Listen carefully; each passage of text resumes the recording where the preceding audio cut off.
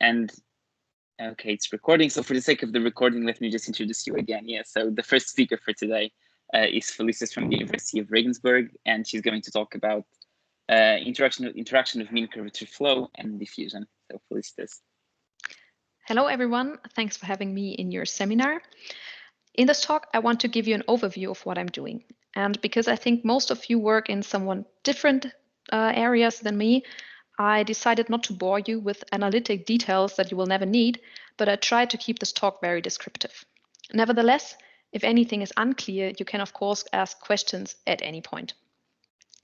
My talk is divided into two parts. First, I will introduce you to the setting of my work. We will formulate a problem from a physical point of view and then derive some equations that describe the problem mathematically. As you can already see from the title, my system of equations contains a type of mean curvature flow. Therefore, it is interesting to discuss which properties of the mean curvature flow transfer to my system, and we will do so in the second part of the talk. So, first to the setting. We have a hypersurface gamma that is embedded in some Rn. Think of maybe the membrane of a cell in R3. And when I say hypersurface, I always mean a smooth, embedded, compact and connected, oriented hypersurface without boundary. Now, on this hypersurface, there's some quantity whose concentration varies alongside gamma. So here might be a region of high concentration, here the concentration might be lower, and here high again, and so on. This concentration is described by the function c that lives, of course, on gamma and returns a value in R. And we want the concentration to have positive values only. And then the total mass of a quantity is given by the integral over c on gamma. In the course of time, this hypersurface will evolve in some way. So gamma depends, in fact, on the time t. And also the concentration can vary over time. But we imagine a closed setting, so the only admissible way for the concentration to change is to shift particles alongside gamma. It is not possible to retrieve particles from outside of gamma, nor are the particles on gamma allowed to simply vanish. This means, in fact, that the total mass of a quantity is conserved and therefore constant in time. In physics, the most simplest way to describe the energy of such a system is an integral like this. Imagine the energy density function G to be of this shape. It penalizes two small and two big concentration values, and something happens here in the middle region. When minimizing the energy, we thus would expect the concentration to settle down somewhere in the moderate region. But also, if minimizing the energy urges the hypersurface to shrink, and due to the conservation of mass, this forces the concentration to grow. And this is the interesting point of my work. We have to find a balance between these two trends for minimizing the energy. Now, how should we tackle this problem mathematically? If we want to know how the system evolves to decrease the energy most efficiently, we will have to look at some gradient flow for the energy functional. We choose the L2 as the simplest scalar product for the surface part and the H-1 scalar product for the concentration part, because this implies the conservation of mass. And then we get these two equations. The H here denotes the mean curvature of the surface, which is, as often, not really the mean, but only the sum of all principal curvatures. And the V here is the normal velocity of the surface. If a hypersurface evolves, every point on the surface can move in tangential and in normal direction. Now, the tangential movement of the point depends on the parametrization of the surface. In other words, if we only look at the image of the surface, we cannot see the tangential movement. So the interesting part of the evolution is the velocity in normal direction. We abbreviate this factor here in front of the h with little g, and then the first equation is a mean curvature flow equation that is scaled with little g of c. And it was already clear from the energy functional that we would receive something similar to the mean curvature flow, because for a constant energy density capital G, this integral here is just the one that yields the mean curvature flow. And correspondingly, for a constant capital G, this equation turns into a constantly scaled mean curvature flow. Now, in the second equation, this is the Laplace-Beltrami operator, which is just the Laplace operator on the surface gamma. And with this square here, I denote the normal time derivative. If we track the value of the concentration in a point on the surface during the evolution of the surface, there is a changing of the concentration value just due to the tangential movement of the point.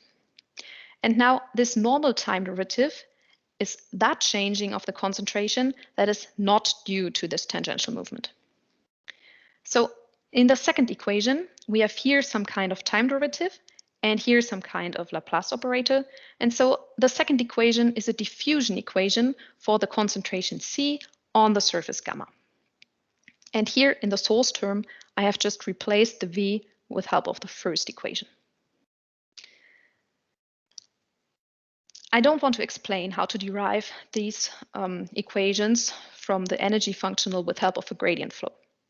Nevertheless, I want to show you that these equations really describe the physical problem.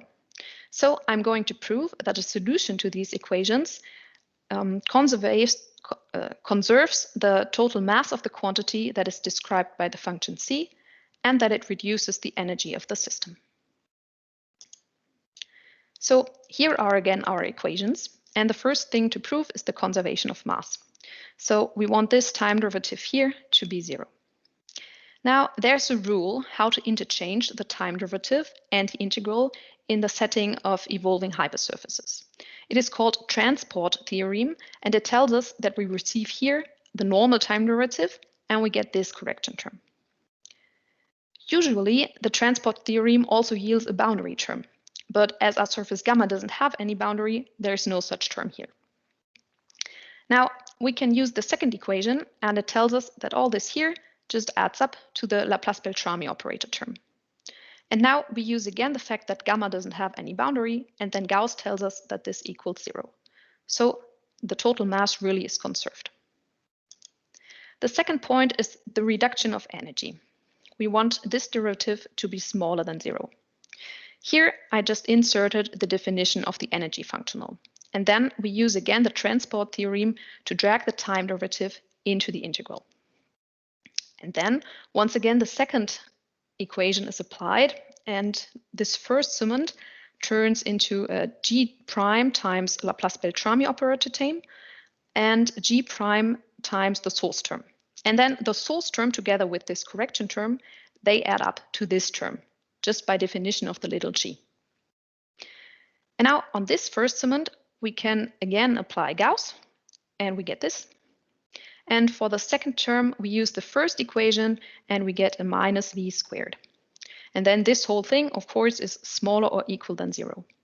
Even more, as long as anything happens, the changing of the energy really is smaller than 0.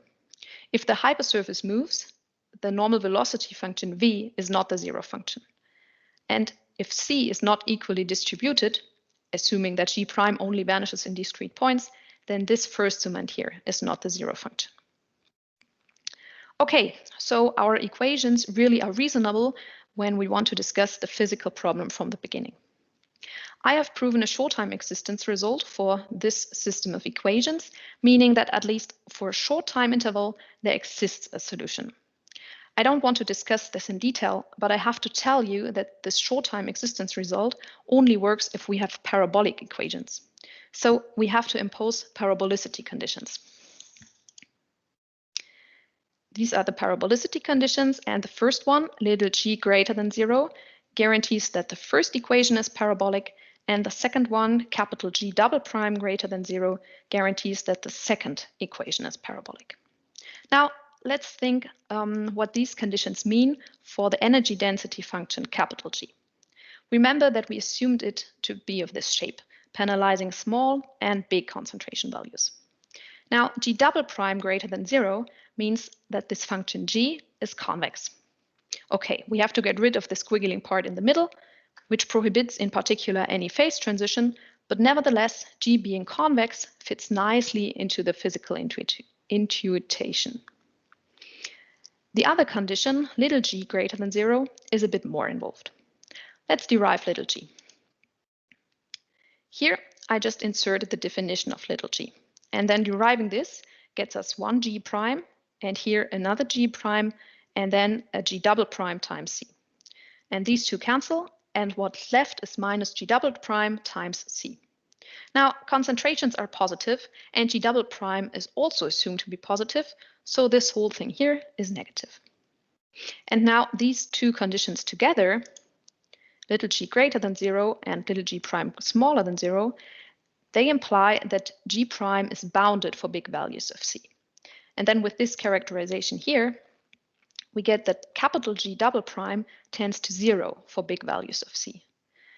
And this means that capital G can grow only linearly for big values of c. And I've illustrated this additional constraint here in the picture with the red line. This linear growth of the energy density might cause problems in physical applications because big concentration values aren't penalized enough. But nevertheless, we have to assume this additional constraint to tackle the problem mathematically. Okay, so much for the physical setting of my work. Now I want to turn to the question I already posed beforehand. Does the hypersurface in this setting evolve as for the usual mean curvature flow or not? Before I can give an answer to this question, I first want to show you what the usual mean curvature flow does. This link provides a wonderful animation of the 1D case, which is also called curve shortening flow, a name that will be clear to you in a moment. I just have to switch screens. Oh, that was wrong. Here. There. Okay. So to start the animation, we just draw a closed curve and see what happens under mean curvature flow. So what do we see? The first thing is that everything smooths instantly. Well, that is due to parabolicity and is also true in our scaled setting. The second thing we see is that all these surfaces shrink. Now, no matter how we start, the surface will always shrink. Another property of the mean curvature flow that you can see in this animation is that these surfaces turn convex and then stay convex for all times. And the last thing I want to discuss is the occurrence of self-intersections. You can twist the curve as much as you like. It will always twist its way out without ever touching itself. And this is, in my opinion, the most surprising and fascinating property of the mean curvature flow. So now, how can I close this?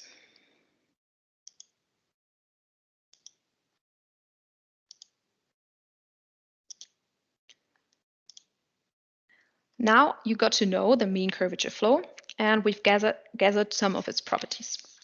And I have listed these properties here in a table.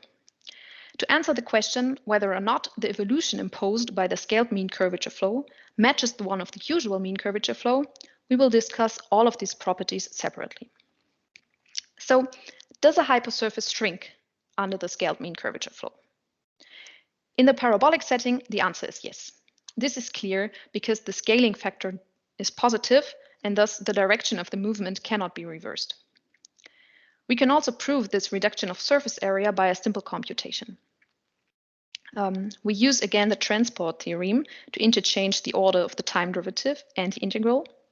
This derivative here, of course, vanishes, and then we can use the first equation to receive minus g of c times h squared.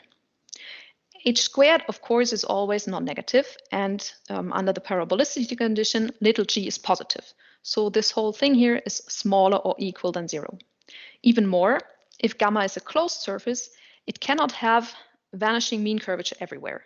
So at least for a small region, h squared is positive, and then this whole thing here really is negative. So under the scaled mean curvature flow, the surface will always shrink. This is a bit disappointing because if you remember, we added the diffusion equation to the mean curvature flow equation in being interested in finding a balance between these two equations. The additional condition on the concentration should prevent the surface from shrinking too much, because this forces the concentration to grow extremely. But it seems as if the mean curvature flow equation is so strong that the additional diffusion equation doesn't have an impact at all. On the other hand, this isn't really surprising. The parabolicity condition, little g greater than 0, limits the growth of the energy density function capital G. Remember the red linear line in the picture. And thus, it reduces the effect of the concentration. This calculation too shows that the real problem is the parabolicity condition. If little g could change its sign, then the surface area wouldn't be forced to shrink, but also a growing surface would be possible. But even under the parabolicity condition, a closer look shows that the additional diffusion equation can have an effect of the evolution of the surface area. Please remember the animation I just showed you. Under the usual mean curvature flow, the surfaces do not only shrink, but they shrink to a single point in finite time. And it is in fact possible to show that for a radial symmetric setting in my situation, meaning that all the surfaces are spheres and all the concentrations are constant on their sphere, in such a radial symmetric setting, the imploding of the surface, though not prevented completely, but it is delayed to infinite time. And this is, I think, the best outcome I could have hoped for. Of course, the parabolicity condition prohibits the surface from growing. But even under the condition of parabolicity, the collapsing of the surface may be delayed to infinite time. Wow, I'm really pleased with this result. Okay, back to our table of properties. Up to now, we have one property that is transferred completely from the usual to the scaled mean curvature flow, and one that is not, or at least not always transferred. So let's move on to the next property, which is convexity. In my scaled setting, convexity is not conserved. This means that an evolving hypersurface that is convex at the beginning can turn non-convex in the course of time. And I will show you a very easy example for this now. Imagine the surface that forms when you rotate this graph around the x-axis. It is a 2D surface and it looks like a long cylinder with smoothly closed endings. Here in this plane part, the curvature in this direction is 0, but the curvature in the rotated direction is not. So the usual as well as the scaled mean curvature flow force the surface to shrink. For the usual mean curvature flow, the surface shrinks uniformly, and thus it stays convex.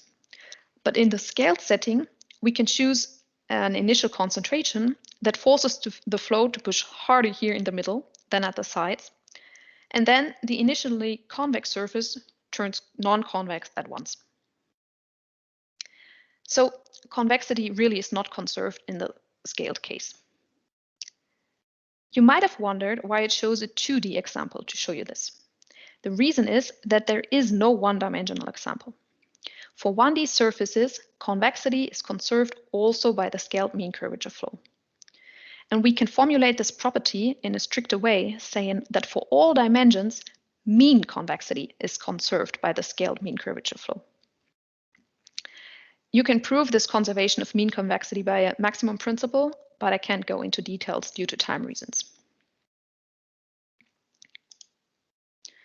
Okay, there are two properties that are transferred and two not. Hey, we have a tie. It's getting interesting. The last thing I want to mention is the occurrence of self-intersections. As you can surely remember, there never occurs self-intersections for the usual mean curvature flow. No matter how much you twist the curve, it always wiggles its way out some way without touching itself. And this is easy to understand. If we have a curve of this shape, for the usual mean curvature flow, here cannot form an intersection, because the curvature of the inner ring is higher than the one of the outer ring. And so the inner ring moves faster away than the outer ring can catch up. But in the scaled setting, a clever choice of the initial concentration can speed up the outer ring such that it moves faster than the inner ring until they finally intersect.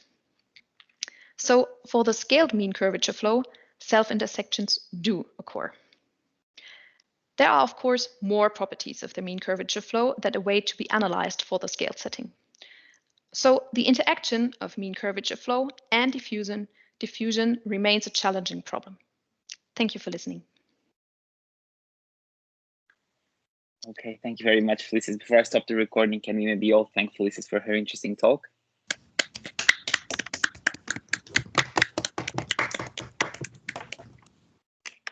Okay, and now let me stop the recording.